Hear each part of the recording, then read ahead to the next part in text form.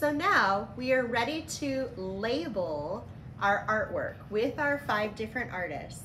A couple things to keep in mind is, remember, you can change colors. So if you're looking at your O'Keeffe image and it's all shades of blue and you would rather have all shades of pink, okay, that is fine.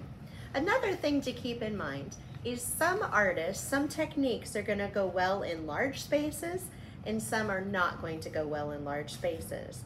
And then finally, some of the artists that we're going to learn about painted realistically and some were very abstracted.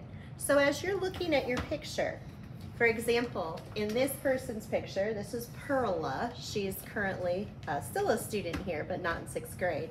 Okay, when Perla was doing her work, she said, I want this flower to be realistic. So she chose a watercolor artist for that part. Okay, she didn't care if this part was abstracted. So if you look and say, well, I have a skull and I want my skull to be realistic, you're going to need to pay attention to how you label them. Finally, last note, people like repetition. People like patterns. They're comforted by that. So as you look at your artwork, if you were to only put splatter paint in one area and nowhere else, it would look a little out of place. But if you put your splatter paint in one place and then another place and perhaps another place, people will connect and make those patterns and it will help with the flow of your piece. So I would encourage you for each artist to label them twice or more and across the paper. So you can see this girl, her name is Audrina. She put her watercolor here and here and here. So your eye flowed across the piece. So let's begin and label this piece together. So as I look at my artwork, I have some very large spaces, and by the way, you can erase your grid lines. You do not need those anymore. The grid lines are not part of your artwork, likely. So feel free to erase those so that they don't confuse you. So I'm looking at these spaces, and my first artist is Georgia O'Keeffe. Now she's the watercolor artist, realistic colors, and it's easy to control. Pay attention, so it can go anywhere. Okay, so for example, I might label this very large section. I'm going to press hard, you press lightly so you can erase it.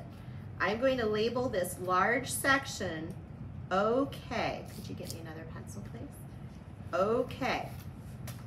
Now, across my page, because I want to, thank you, I want to create a pattern that repeats, I'm going to find another section and I'm going to label it okay for O'Keeffe, and then maybe one more section after that. Okay, so maybe I'll go down in here and I'll just add a section and call it okay. So now I have 3 places across my paper with watercolor. Now my next artist is Vincent van Gogh. Vincent van Gogh was also a realistic painter, but his is very textured, almost like putting magic sand or Play-Doh on here. So it is not good for small spaces.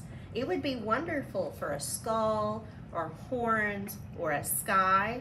So I'm going to look and say, this is a big space. I'll mark that VG for Van Gogh, and I'll mark this area, VG for Van Gogh, and then maybe one more, perhaps all the way across the sky. VG for Van Gogh, VG for Van Gogh. Okay? At this point, would you please pause this video and label your O'Keeffe and your Van Gogh sections?